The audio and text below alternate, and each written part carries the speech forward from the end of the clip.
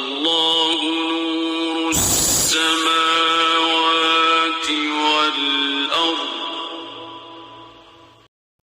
د بقره د سورت د 14 او 15 آیتونو ژباړه او تفسیر. بسم الله الرحمن الرحيم. وإذا لقوا الذين آمنوا قالوا آمنا وإذا خلوا إلى شياطينهم قالوا إنا معكم وإذا خلوا إلى شياطينهم قالوا إنا معكم إنما نحن مستهزئون.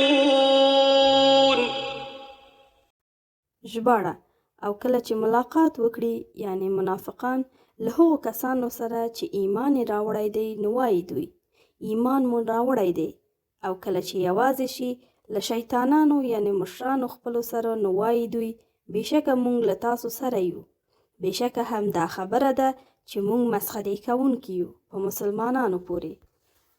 تفسیر: له شیطانانو شرایینو څخه هغه کفار مراد دي چې ټول خلکو ته به یې خپل کفر ښکاره کاوه، یا هغه منافقان مراد دي چې د منافقانو غټانو او رئیسان ګڼل کېدل، یعنی منافقانو به خپلو مشرانو ته ویل چې په کفر او نورو دینی معتقداتو کې مونږ بیخي له تاسو سره یو او له تاسو څخه هیڅکله نشو جلا کېدی، او مونږ دغه ظاهري موافقت چې له مسلمانانو سره کوو داسې ونه ګڼئ چې ګوندې مونږ په رښتیا له هغو سره موافق یو، موږ خو پر دوی ملنډې وهو او مسخرې پرې کوو. الله يستهزئ بهم ويمدهم في طغيانهم يعمهون. ترجمه: الله جل جلاله ټوکې او مسخرې کوي په دوی پورې او مهلت یې ورکړی دوی ته په سرکشي د دوی کې، حال دا چې دوی حیران پاتې دي په خپل کار کې.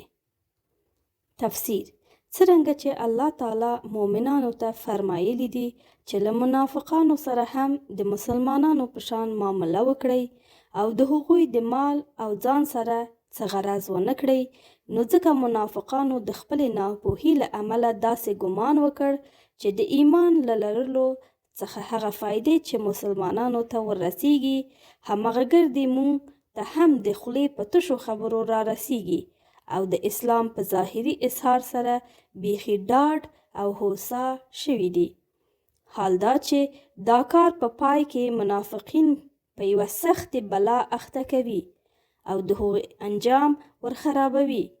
نو اوس انصاف وکړئ چې په حقیقت کې دا تمسخر پر مسلمانانو دی که په منافقانو. ومن الله توفیق.